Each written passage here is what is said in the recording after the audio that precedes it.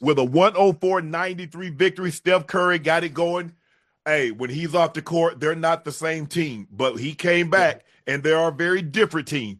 36 points, 7 rebounds, 9 assists.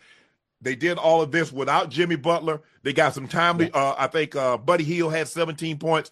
GP the second, 2. He came off the bench, man, and he was sensational, playing outstanding defense and made some timely threes, and he really closed the game out. Steph Curry is the oldest player in NBA history to have a playoff game in which he scored 30 points, 5 rebounds, 5 assists with 5 made threes. Steph Curry assisted or scored on 16 of the 23 points they had in the third quarter. The Warriors did not score a single basket with Steph wasn't on the court in the first half. That just goes to show you just how valuable he is, because he opens it up for so many other people, because you have to double him because he has unlimited range. Twan, you're watching this game, and it looked like Houston, like, oh, damn, Houston might go on the road and steal the first one on the road. Playing very, very well. Jalen Green was playing out of his mind. Sengun, DB Dylan Brooks playing well, but he got in foul trouble. He goes to the bench. What did you like about what you saw from the Warriors, and how were they able to pull this out after being behind the majority of the game? Actually, to be honest, I like the fact that, Steph obviously played great. He's going to have a monster game with Jimmy being out, but man, Buddy Hield and Gary Payton II, man, came up huge. When those guys score the basketball, they become real dangerous, and that's what they need, because Draymond Green at this point in his career is not going to score the ball. He's going to do a lot of intangibles. He's going to rebound. He's going to defend. He's going to get some steals. So they got to get scoring for Steph. When Steph, you got to have somebody else that's going to help Steph out, and that's what made it great tonight to see those guys step up. You never know what's going to happen with Golden State. Steve Kerr's been messing with Kuminga this series too. Hasn't really been letting him play. So you don't know who's going to show up big, especially with Jimmy out. But huge game. And Steph being Steph, that's one thing about, Steph probably can win 2 games in the series by himself. And this was one of them tonight. Yeah, at this point in his career, Draymond he's never been a scorer. He doesn't really look to score. He's looking to do a great job of handling the ball, setting great picks, rebounding, defending, as you mentioned, and initiating the offense. Gary Payton, the second in the fourth quarter, he had 11 points, 3 rebounds, 1 assist. He was 100% from the floor, 100% from the 3. He played exceptional in the second. When he got in there, he and Buddy Hield, as you mentioned, Twan. Ocho, what'd you like about what you saw from the Warriors?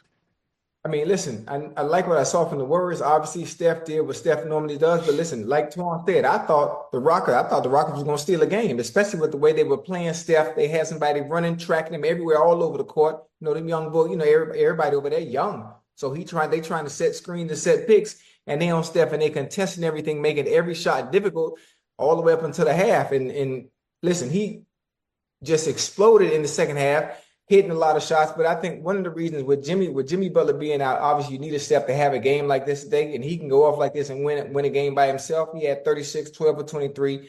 But the supporting cast, Buddy Hield went crazy with 17. Gary Payton Jr. contributed as well with 16. And the Warriors bench outscored the Rockets 42-31. And that was a major factor in why they were able to win this game. Well, it looked like they started out early, Twan. They was blitzing him. They was trapping him, getting the ball out of his hands. They want to make him give it up. And if you notice, later in Steph's career, sometimes I thought early he would force the 3. Steph doesn't have a problem putting the ball on the floor and going to the basket now, Twan. That makes him dangerous, because they've used before, like, hey, nah, bro, we're not worried about you driving the ball, so we going to hug up on you. Nah, Steph said, nah, he handles too good, bro, because I can put it on, I can go behind my back between my legs, and I can finish with either hand. And he's unafraid to shoot that mid-range also. So his game, when he gets that 3 ball going, when he shoots the ball and he's turning, he's starting, hey, I got something for y'all. Y'all get that up out the net. They dangerous, Twan. They dangerous. Listen, I just think with Houston, Udoka has to respect the fact that Steph Curry is who he is. Obviously, he's one of the greatest players of all time. You got to double it, take the ball in his hands. You got to make one of those other guys see if they can get 20, 25 points tonight. You can't allow Steph, especially a game. Once Jimmy Butler was not playing, I would have doubled Steph the whole game. I wouldn't allow Steph to beat me. I would have seen if Kuminga. I would have seen if Buddy Hield, Gary Payton II. Even though Buddy Hield and Gary Payton II, I thought played terrific tonight. Let's see if they can do it in all series long. I'm not going to just let them beat me. I can't let Steph beat me. If he has, he's going to have one of those nights where nobody's going to be able to. But you got to flat out guard him. and double team him as much as possible and make somebody else beat you if Houston wants Right. to win, because Houston don't have enough scoring. I love Houston. I love their mentality. I love the way they play. They play hard. But you know, in this league, you got to score some points. They just It's don't have enough firepower offensively. So if you're not going to be able to score the basketball, you got to defend at a really, really high level. I think the thing is, Twan, is that they're so athletic and they're used to getting up and down. But come playoff time, they're gonna make your ass play in the half court. So you better be able to run some sets. And that's what if you go back and look at Golden State, look at when they made their run. They were able to run set. Steph is perpetual motion. He's not gonna stop. So if you think you got him guarded on one side, you better tell the guy, hey, Harry, come over to you so he can be on his best behavior, because somebody's gonna set a pick. Because so you have to watch him. You have to keep your eyes on him at all times. Because if you turn your head for just a second, he'll backdoor you, or they're hitting that flare to him to the corner, and then now he's splashing a three in your eyes, and you're like, well, damn. And you can guard good for 21, 22, 23 seconds, and he'll let the ball go, and it splash. And it's so demoralizing when you play defense for that long, Twan, and you don't have anything to show for it. Go ahead, Ocho. No, I'm going to say the same thing. I think the Rockets did a very, very good job in trying to contain him and do as much as they can to disrupt his rhythm, obviously in the first half.